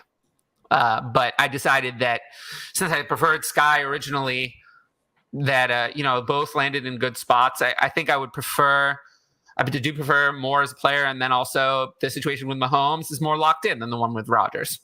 Rodgers could still retire at any time. I mean, I keep hearing that he's going to retire after this year from time to time, but either way, I don't think Rodgers has 5 years left or even 4 years left at a high quality. I mean, there's one Tom Brady. I wouldn't bet on Rodgers being that. For me, I'm not betting on that. So Rodgers doesn't seem like he has the same. I don't see him as a Brady. I think Brady has beaten the odds, but typically with almost every other quarterback, you see the wall come at 37 or 38. They hit the wall and they hit it very hard. I mean, Peyton Manning went from 36, 37 MVP, 38, done. Essentially done. He was terrible. He was the worst quarterback in the league the final year. So I just don't want to just assume that Rodgers is going to be Brady. So that's part of why also I prefer the Mahomes landing spot. Mahomes is like 27. I'm not worried about him. Mm-hmm. He has a 10-year contract considering what quarterbacks are getting paid now. We don't have to go into this too much, but considering what quarterbacks are getting paid now, isn't that Patrick Mahomes contract like the bargain of the century? It's like the bargain of the last year, right? Wasn't it? That's how crazy it is. Yeah, it was last year, but that's like a fucking bargain, right? I mean, structure of it. The way they did that contract, I don't know the specifics, but I know it's very such team a good friendly. deal for the Chiefs. But if you're Patrick Mahomes and it says you can sign this piece of paper, and this piece of paper, if you sign here, it gives you $141 million guaranteed. I mean, I don't know. That kind of sounds like a pretty good deal for me. Like I might consider signing that piece of paper. Just maybe. He just maybe would consider it. So I don't blame him for signing it. But from the Chiefs' perspective, I think it's a good deal. And it's going to allow them to have talent around him. That's more of a side topic. But, that locked-in situation is yet another factor for why I prefer Skye more over Watson. A lot of people already didn't. I know a lot of people on Twitter are sad because he got such the perfect landing spot and it pushed him up so high for Skye. Yeah, a lot of people like both players, though. A lot of people like both players. I like both of them. I don't dislike Christian yeah, exactly. Watson. I think that's the important thing to bring out is like people always frame it in a way that it's like because you prefer one player, you hate the other. Nobody's saying that, what I mean? So nobody's saying that. Exactly. But I think it's so funny how people always do that on Twitter, especially. It's like I would say if you say I prefer this player, it's like, oh, why do you hate the other player? Yeah, people always. I feel like I get accused of that more than almost anyone else. But I think we have to get down to like, when it comes to like Rashad White. I actually don't have a lot of nice things to say about Rashad White. Like, I really do dislike him. And, I'll take him because he was taken in the 3rd round, but I'm wary of a player like that. Yeah, like, I think he's a good pass catcher. I don't even think he's a very good running back personally, but. He's older also, which is just for a running back. I worry about that. If we're talking about someone who's older, who's stuck behind an incumbent starter for years, that isn't the player I'm going to bet on. It's going to be years, though. I know the contract says years, but Leonard Fournette's getting up there. I'm just saying. Yeah, it's true. It's true. Rodgers' uncertainty. Yeah, that's true. If Rodgers disappeared suddenly. And also, I do think that, and I will consider this. If we get, similar to the Ravens, if we get to August 20th and the I don't know what I was saying there. The Packers. I don't know what word I tried to say there. The Packers. Packers and Rodgers. Yeah. The Packers' current wide receiver depth chart is their final wide receiver depth chart. I will consider more that Christian Watson is going to be a star in year one. I fully expect that the other destination, we have the Ravens. They have nothing. And the Packers have not much.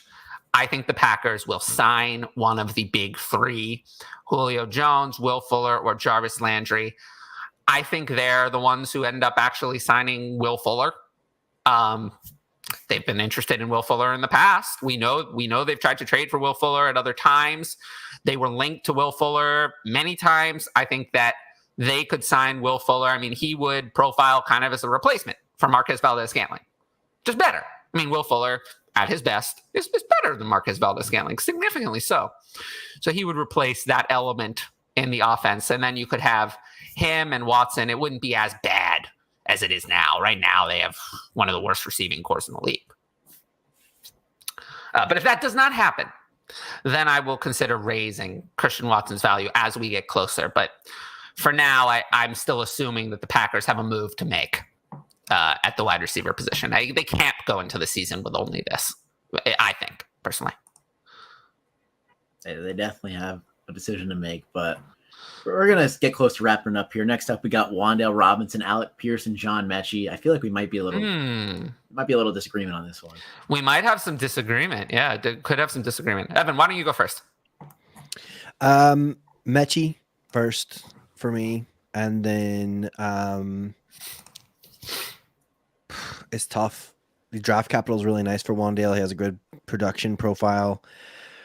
But I like Alec Pierce a bit, and he's in a nice position as well with Matty Ice. So I would say Metchi solidly first for me out of that group, and then the other two, I would, whatever your preference is. I don't have a major strong opinion either way. I like both of them, but I'm not like in love with either of them. You have to pick.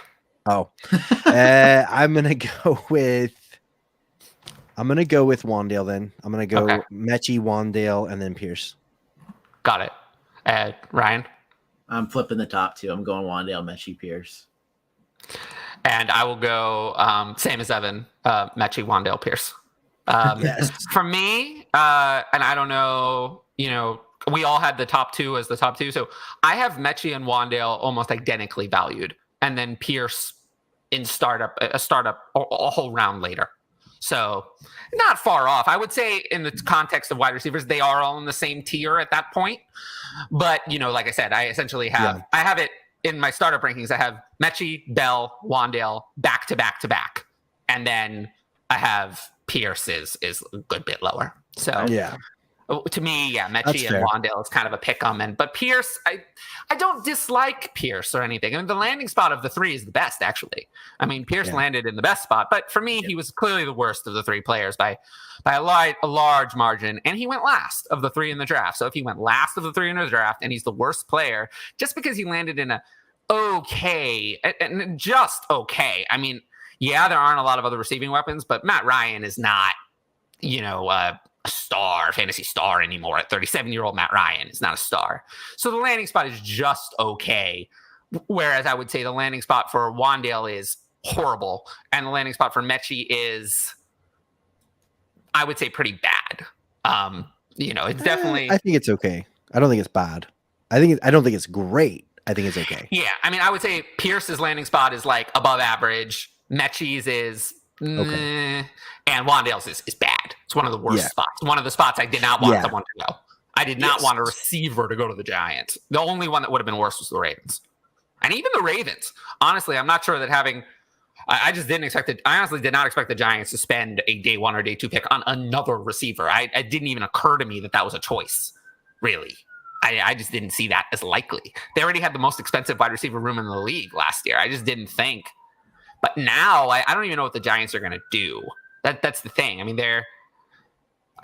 unless they're still trying to trade Kadarius Toney, or are they just done with Kenny Golladay and he's underwater contract wise this year, dead cap wise, but after this year they can get rid of him and save some money. So if they're already just assuming Kenny Galladay's gone after this year and we don't see him in our plans. And our plans are Tony Robinson. Shepard's also on a restructured deal. They can get rid of him. So our plans are Tony Robinson and then maybe someone else.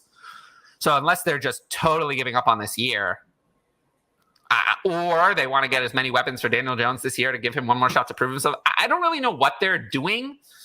But Wandel Robinson did have good production in his final year, really good. And, you know, he just doesn't fit on this team. So I'll go with Metchi, who's playing in a more traditional team with a spot for him. I mean, I think Metchi is significantly better than Nico Collins. And Metchi, I would expect, Metchi's going to play. I mean, he's going to, whereas Wandel Robinson, if Sterling Shepard is healthy to start, Wandel Robinson could be seeing the bench like Kadarius Toney did at the beginning of last season. Whereas John Metchi, I expect to be a starter from the jump. So that's kind of why I would lean Metchi over Wandale. Because you know what happens when a wide receiver, we see this every year. When a wide receiver, what happens when you don't play? If you don't play, suddenly there's an infestation of failure. And if you don't play for too long, then you become Terrace Marshall. And then you're irrelevant. Then nobody cares about you. Nobody wants you. So I just don't like it when I feel like there's an obstacle, too many obstacles, especially on a team with a bad quarterback like Daniel Jones. Not good and runs the ball a lot. It's like your worst nightmare for a fantasy receiver. So that's why I would go with Metchi, even though he's not as exciting of a prospect, but he was not a bad prospect. And then Pierce last. He's just kind of he's there. I think it was a little bit of a reach in the second for the Colts. I don't know about you. Yeah, I think he's all right. I think he's just he's more of a deep ball kind of guy, like a big jump ball kind of, you know. He does a lot of things, though. He's almost like a. But people were saying he could be like a big slot type too. Yeah, I mean, I guess he could. I guess anything's possible. He's a player. I'm just not sure how he's going to translate, to the NFL.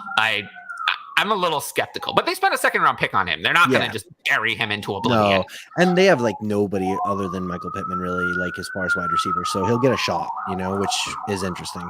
Absolutely, yeah, he'll get a chance. So I'm not writing him off, but I'd prefer the other two guys. They're just better prospects. Yeah, I can get behind that one. Nothing's ever going to top my draft day value on John Metchi in my one league. I got him at 3.7. I was like, I was running laps. I was running laps after that one, but I thought that was ridiculous when I saw that. I was stunned that you were able to get him at 3.07. I traded up for him. The trade up included Terrace Marshall, of all people. Wow. Well, he's irrelevant. So there we go. So we're gonna close it off with one final group. I know there's a draft capital disparity here, or discrepancy, not disparity. I don't know what I'm saying. 2 hours in almost, but Isaiah Spiller, Rashad White, and Damian Pierce. One got day 2 capital and 2 got day 3 capital, but they're all going around the same ADP. So I thought, why not group them together? Well, they might all be going around the same ADP, but I don't have them anywhere near each other. Like I have them on islands. Like none of them are in the same tier to me. Like I have Rashad White significantly ahead.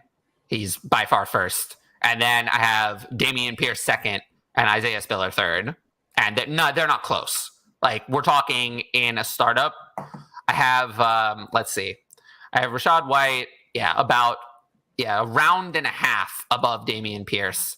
And then, Damian Pierce, another round and a half above Isaiah Spiller. So they're not like, there's not a trench, but I wouldn't consider them to be close in value, personally.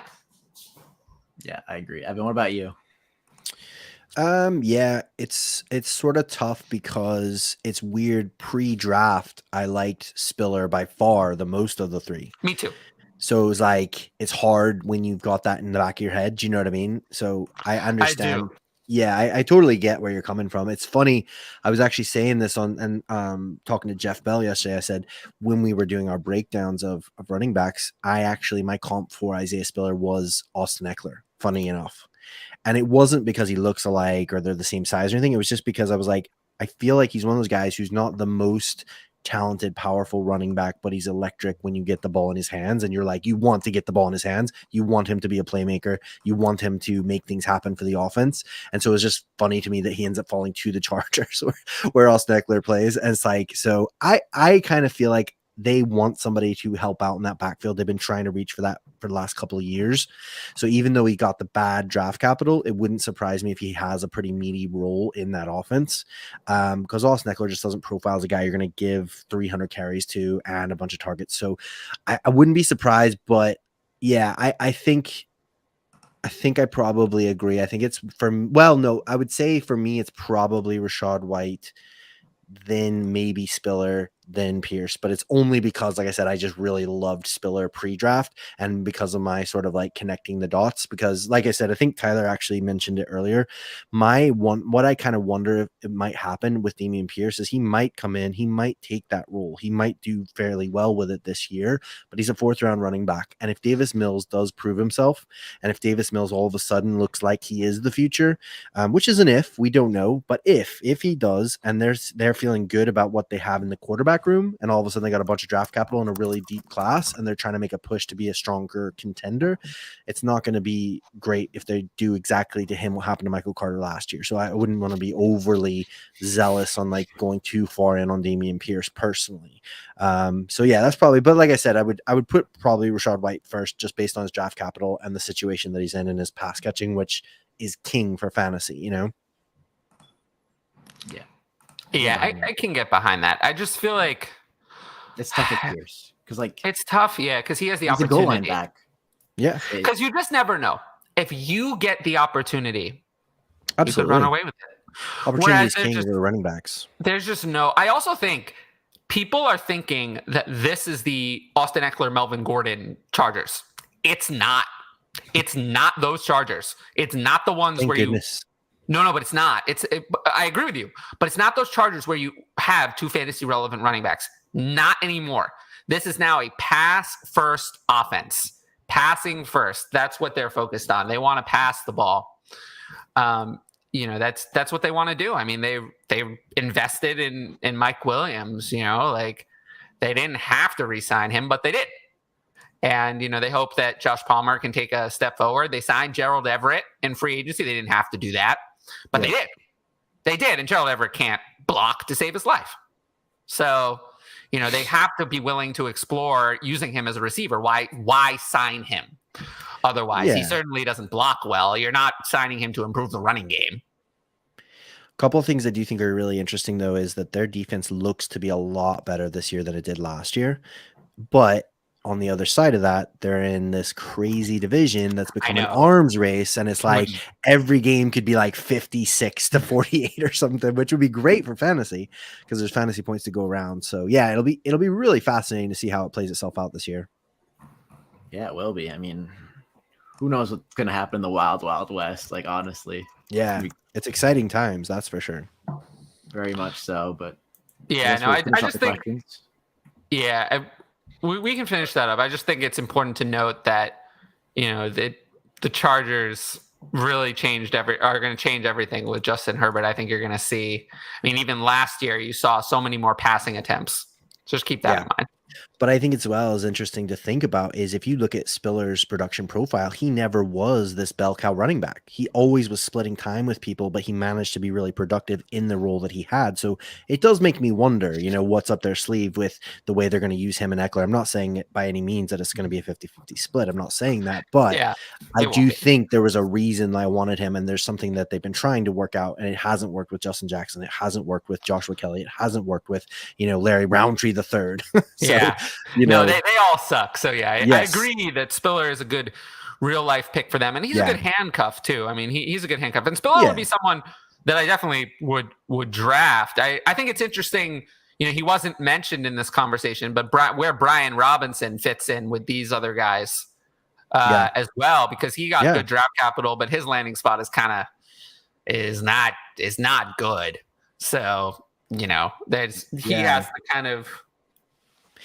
And you did see, just off topic there, but somebody was throwing a question about Tolbert. Love Tolbert. So I personally really like Tolbert. I do like Tolbert. Oh, we're thinking at the same time. Yeah, I like Tolbert, but unfortunately,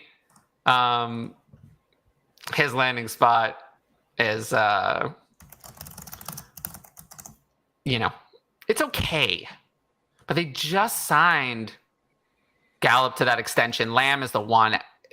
Yeah, but they've got rid of Amari and they got rid of Cedric Wilson, who he got a fair amount of targets as well. And to be honest, like I know they really like Schultz there, but Schultz he's just a guy, like in my opinion, as a tight end. Like he's a guy who's taking advantage of his opportunity and he's doing well and he fits in there. But he's not like a Kyle Pitts level prospect. He's not like this crazy athletic, amazing tight end guy. He's a guy. And so I think for now it's like, they need weapons. They are a high-powered offense. I think Tolbert is definitely, especially I think what's nice though, I guess this is where I'm coming from. Some of these other guys had nice landing spots and it's pushed them up really high and you're having to take them in like the first round. Nobody's doing that with Tolbert. You're still getting him like what is his ADP? Like late second, early third now? Yeah. Yeah. So I mean, still a dart throw. I think it's definitely a dart worth throwing. You look at his, I'm fine taking him there, but I don't want to.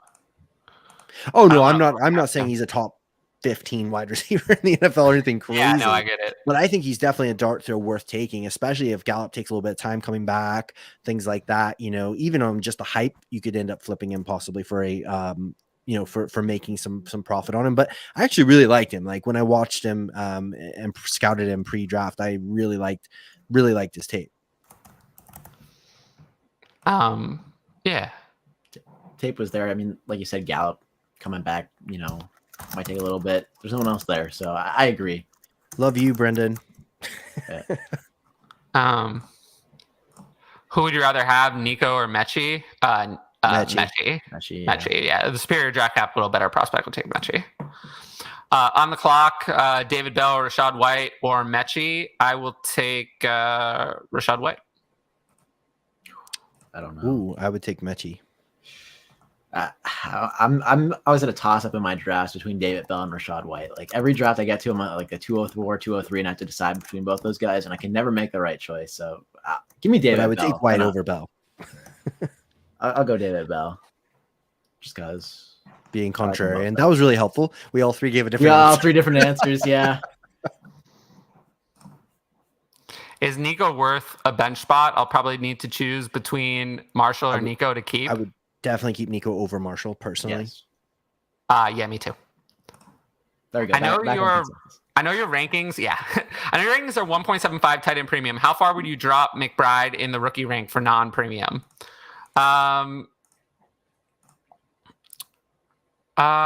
Let's see. Okay. So I'll go over the one QB. So I rank one QB and then Superflex tight end premium. So, it just saves me from having to do 3 sets of rankings. I figure you can kind of look across and imply. So I have him in one QB, not tight end premium. I have him between Damian Pierce and Alec Pierce. So behind Damian Pierce, but ahead of Alec Pierce. So in Superflex tight end premium, then if I go across, that drops him 4 spots. If it's not tight end premium. So there's your answer. And I think that was specifically for me because I have. That's why I didn't say anything. I was like, oh, I think. Yeah, no, I have my Patreon. He's talking about my Patreon sheet where I have rankings, rookie rankings. But yeah, I have positional rankings which don't matter the format, and then I have those 2 formats for overall. Just doing a third format is just too confusing for me to keep up. So I choose those 2: one QB no premium and Superflex tight end premium to kind of give a good mix. And then this question. Thank you. Chubb and Ayuk or Walker and Burks? Walker Burks easy. Yeah, easily. The rookies. Yeah. Walker and Chubb are similar in value to me, but Burks way over Ayuk. Jesse says, I got Tolbert at 308 in a 10-team league, so that feels good. Yeah, so it's 28th overall. Good. Yeah, good value. I would do that. Yeah, I'm all in on that. So I guess that's it. Awesome. That's it for the show sheet. So Evan, thank you for coming on. Please plug your stuff again, what you're going to be up to in the next couple weeks. Yeah, I mean, if you want to check it out, Dynasty Debates. It's on Twitter. It's on any podcast listening platform that you so choose to listen to. Not on YouTube, just on the audios, old school. Yeah, I'm on Twitter at FF Evolution. I do rankings over Dynasty Nerds, Superflex, Tight End Premium, and do some writing over there as well. But yeah, Dynasty Debates is my weekly thing. So every week got new and fun guests. So definitely check it out. Sure. Yeah. And if you're here, please, it's the end of the show. You've been here for 2 hours. Please hit the subscribe button. Please like the video. Please leave a comment after the video. After we're not live anymore, you can leave a comment. So please, please, please do that. It's actually the comments is actually the thing that helps the algorithm the most. More than liking is actually leaving a comment is what drives up the view numbers, is what we found. And then, of course, subscribing, because that helps the entire channel grow. But yeah, please do those things. It would mean a lot to me. I hate constantly bringing it up, but just YouTube is a grind. So unfortunately, I just have to keep going on that. And Jesse says, thanks a ton. This is a great show, and love the combos. Yeah, no, absolutely. I think these shows have been better when we've been having people on. I definitely feel like it gives me more of my best stuff, more of a conversation.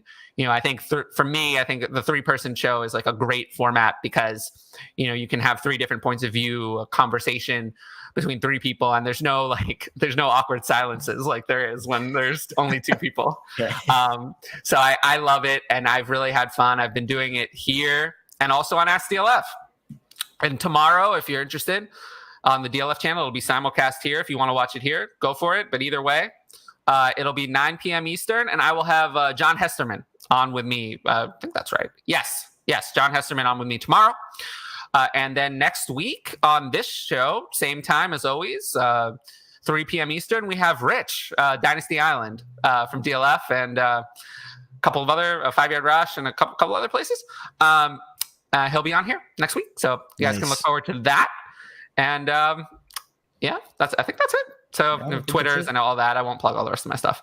But yeah, I will see you all next week. Peace.